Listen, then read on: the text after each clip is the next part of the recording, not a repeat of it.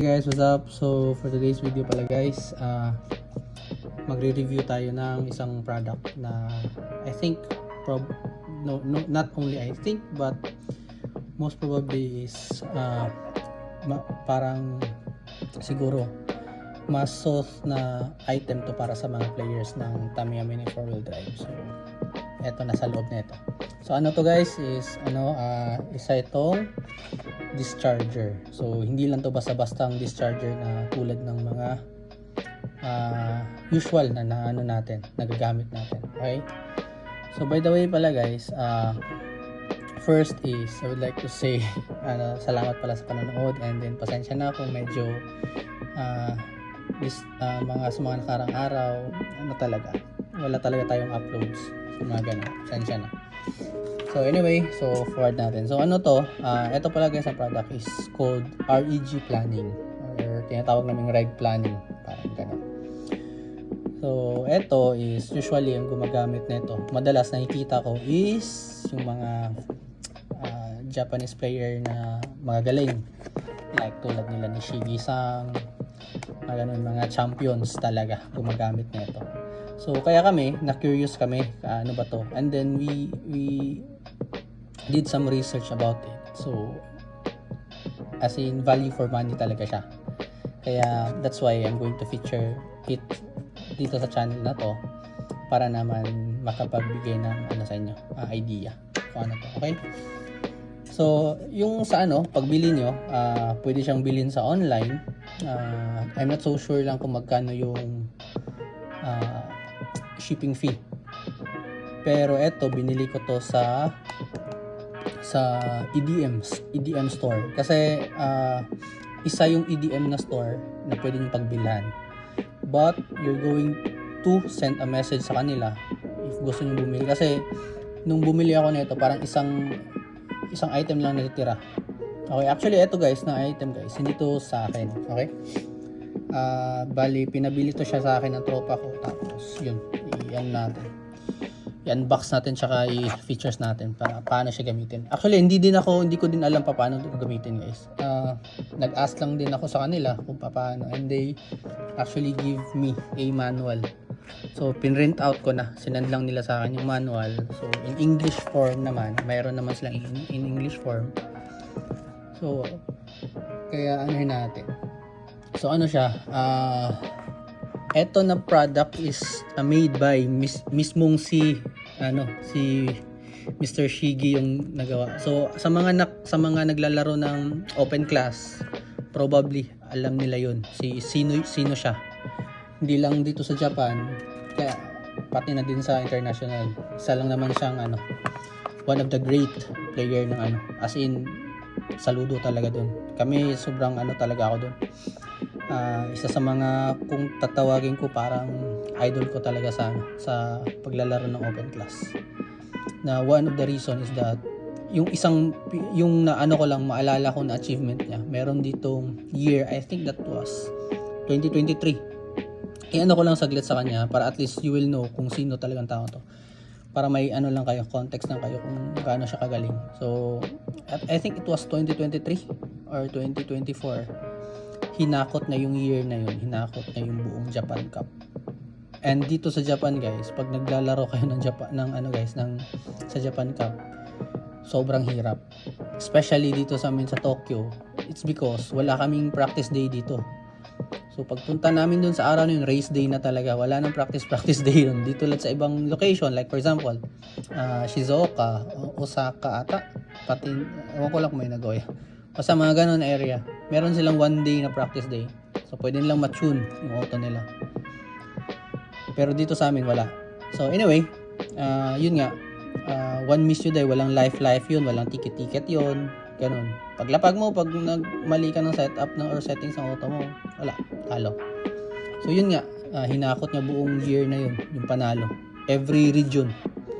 Pati din, especially dun sa World Challenge, siya din yung champion. Kaya I think yung title na kuha niya noon is, if hindi ako nagkakamali, is 12 mahigit, isang taon.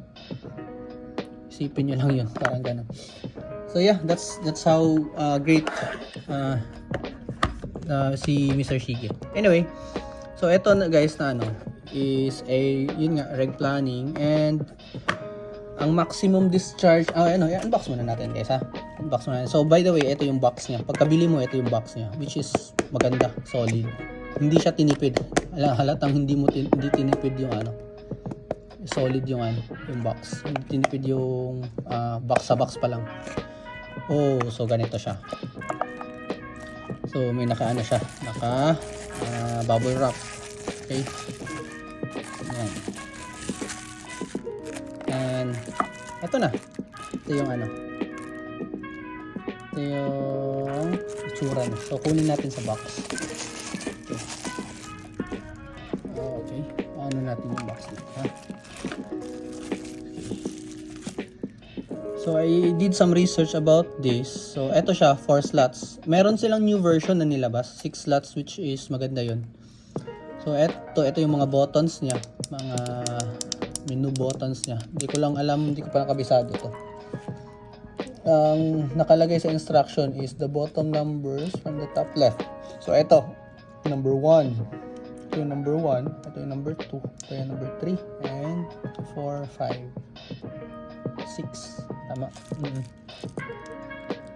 Ito yun. And then, ito pala guys is type C. Okay? Type C operated. Ito yung on and off niya. Okay? Ito yung on and off. Okay?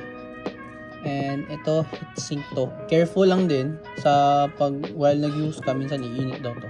May tendency iinit to. Okay? So, kaya careful lang. And also, pag walang saksakan, pinaka the best nito guys is ito. Pwede mo siyang gamitan ng battery to operate. Okay? Ayan. So, anyway, wala tayong dalang battery. Kaya, meron akong dalang battery pero for testing. Ito. Gamit tayo na ito for test lang. Hindi gamitin na ito as testing. Pero, natin siya for type C. Meron akong naka-ready na type C dito. So, na lang natin. Also pala guys, bago nyo gamitin, I've read sa manual is kailangan naka-off talaga siya yung yung switch. Make it sure naka-off siya. Pagkatapos nyo din gamitin, off nyo din, okay? So yan, naka-off naman. So gamitin natin. Lagyan natin yan. So let's try to on. Yun, ito siya. Yan, ilapit ko lang konti guys. Yung adjust ko lang yung yan. So, yun yung yun yung monitor niya. And, so, naka-on na siya. So, ngayon, natin. Wait, sabay-sabay tayo matuto na ito, ha. Subukan ko lang maanuhan, guys. So, yung pinaka pala, guys, yung pinaka-maximum na current discharge niya, normal discharge niya is 3 amperes. And, meron ding pwedeng if the aperture starts voltage is set to 2.5 voltage or less, the maximum discharge current will be 1.5 amperes to protect the IC. Okay. So, yun. Pag yung voltage mo nag-start sa 2.5 volts or less, ang maximum discharge current niya will be at 1.5 amperes. So yun, para safety do sa IC ng battery mo. I think internal resistance to, if I'm not mistaken. Anyway, so yun nga, okay, wait lang ha. Anahin natin. So etong pala guys, etong TM stands for time. Okay? Tama ba? Yeah, I think yun. Medyo guys, nangangapa guys kasi hindi ko talaga alam. Wala talaga, hindi ko din, nung pinrint ko kasi siya, hindi ko din masyadong binasa. Sabi ko, hindi, video ko na lang, diretsahan na. Okay. So, yan. So, subukan natin i-operate guys, para at least alam natin. Okay? So, paano siya i-operate. Ang explain ko pala guys, bakit maganda siya. Okay ba? Para at least bago natin i-operate, para at least you will know kung ano bang difference niya sa ibang discharger. Okay, so eto na discharger guys, it was built para sa mga to have an accurate battery na gagamitin mo. Kunyari guys, yung left tsaka right ng battery, yung one pair tsaka another pair ng battery mo, kahit pagpalagay na natin guys is 2.7 yung battery pareho, pero meron tayong 2.78, 70, ganun eh. Meron yung mataas yung chance na hindi talaga siya nagkakapareho. Okay, so eto na discharger is, ang ginagawa niya, balance talaga yung balance lang yung dalawang battery mo. Kung ano yung bibitawan mo na battery, yung isang battery mo, kunyari eto tsaka eto, pareho talaga siya na binibitawan. At the same time, isa din sa pinaka-purpose nito is, yun nga, kunyari, during race, kung gusto mo magbitaw ng mag-discharge ng battery na yung mabilisan, isa dito ito din yung purpose niya, na mabilis kang nakapag-discharge ng battery, at the same time, same na voltage or current ng batteries yung nailagay mo sa auto mo. Okay, yun ang isa sa pinaka-purpose niya. As in, grabe siya na accurate talaga siya. Ngayon naman, at the same time, kunyari, di ba, nag-discharge tayo. Kung kung mapapansin nyo, kunyari, nag-discharge ka ng, gusto mo na battery is 2.8, yan yung bibitawan mo na battery. So ngayon, nag-discharge ka ngayon sa discharger mo.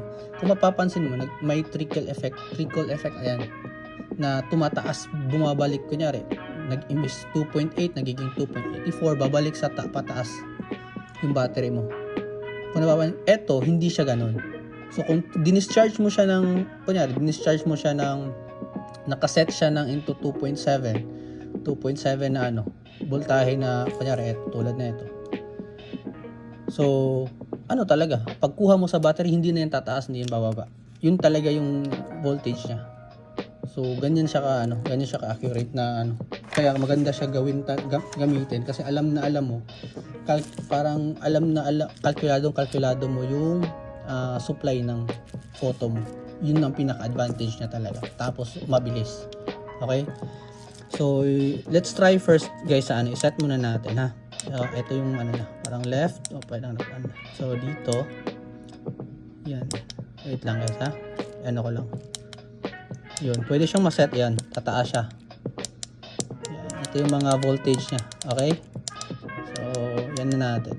Kunyari, magdi-discharge tayo ng 2.7. Pareho lang sila. Okay? Yun. Pwede din ito. Diba, nag-set ka ng Yan. Kunyari guys, wait lang. Anahin natin. Yung sa amperes naman, ito sa amperes. So, I suggest kung Neo Champ naman is 0.5, 0.50 or 0.500. Yun ang ibig sabihin nun, okay? Yan ang yan ang amperes na gamitin niyo as discharge. Yun lang para sa akin ha. Discharging. So, muna natin. Sagat lang. Okay na to eh. Ulit. Ay. Wait lang. Anahin natin dito sa ano ba yan? Yun. So, 'di ba guys, nakikita ko, napapansin niyo, 2 'di ba, yung sa hundreds yung discharging niya. So, pwede din yung dito sa gilid. Yung 2.76, 2.75, pwedeng ganun ha. Discharging. Pwede siyang ganun. Okay? So, ganyan na lang natin ha. Ayan. So, ito, enter pala to. Okay? So, I think okay na. Naset na natin both the tawag na ito, voltage and the amperes sa pag-discharge. Okay? So, ito guys, this is the left. So, makikipansin nyo, left, ito left na set to. Ito right na set. So, okay, makikita. So, pareho yan. So, sa left, pareho ang ganun. Wait lang. Pakita ko lang.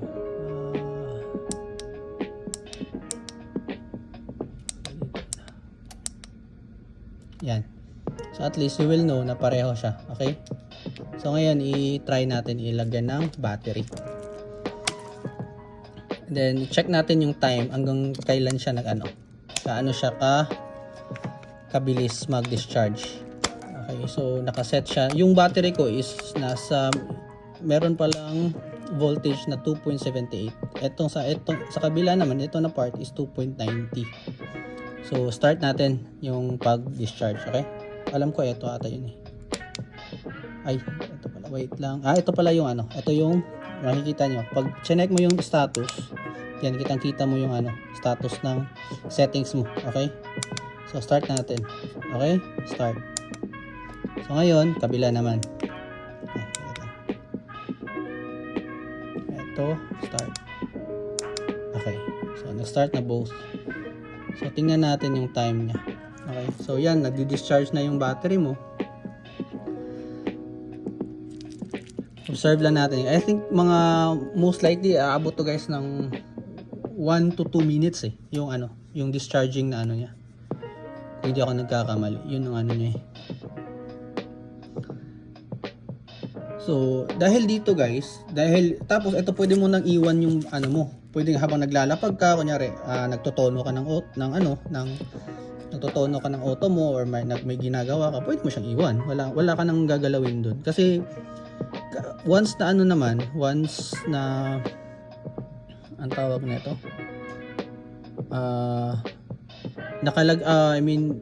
nakasaksak na yan, naka-on na yan. Ano lang yan, magsa-stop yan sa allocated na ano mo. Sa allocated na eto, tingnan nyo guys ha. Tingnan nyo. Nasa 2.7 na siya. Around 1 minute and 9 seconds siya na amperes. So yan yung amperes mo. Yan, tapos na siya. Okay? Even eto tapos na. 1 minute and 9 seconds. So ganun siya kabilis nag-discharge guys. So yun nga, mabilis ang tapos accurate pa. Hindi yan tataas guys pag yan na yung voltage ng ito na yun na voltage talaga yung yung sa battery mo. Walang anuhan na yan. Okay? So yun ang pinakamagandang features nito. Mabilis mag-discharge tapos sobrang accurate. Yan. Actually guys, meron naman siyang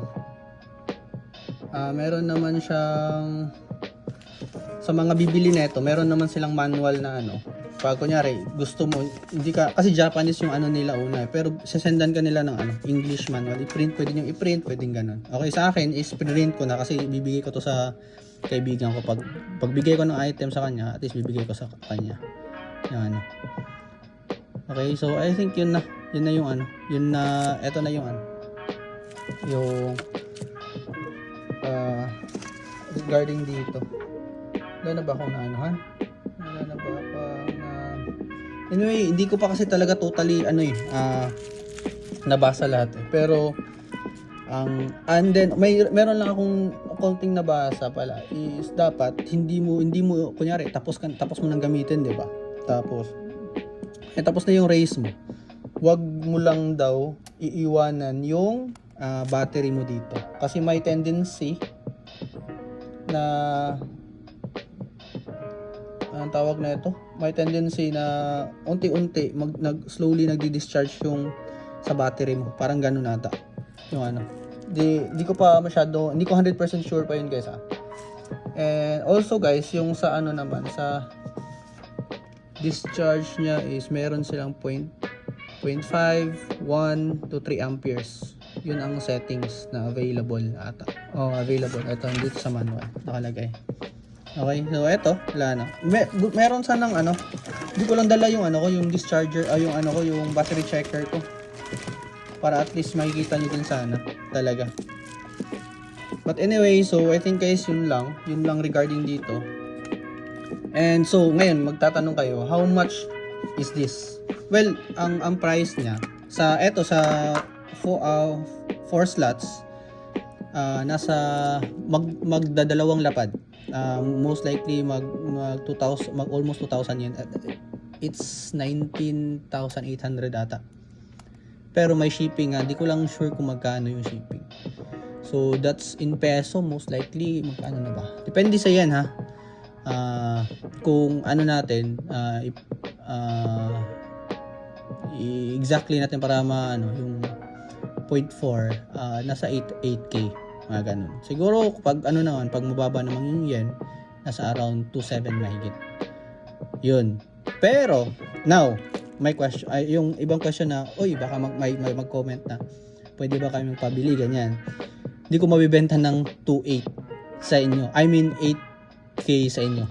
Hindi ko talaga kaya ibenta yung ganun. The reason why is namamasahe ako. Okay, so yun lang guys. And thank you again for watching guys, and see you again for my next video.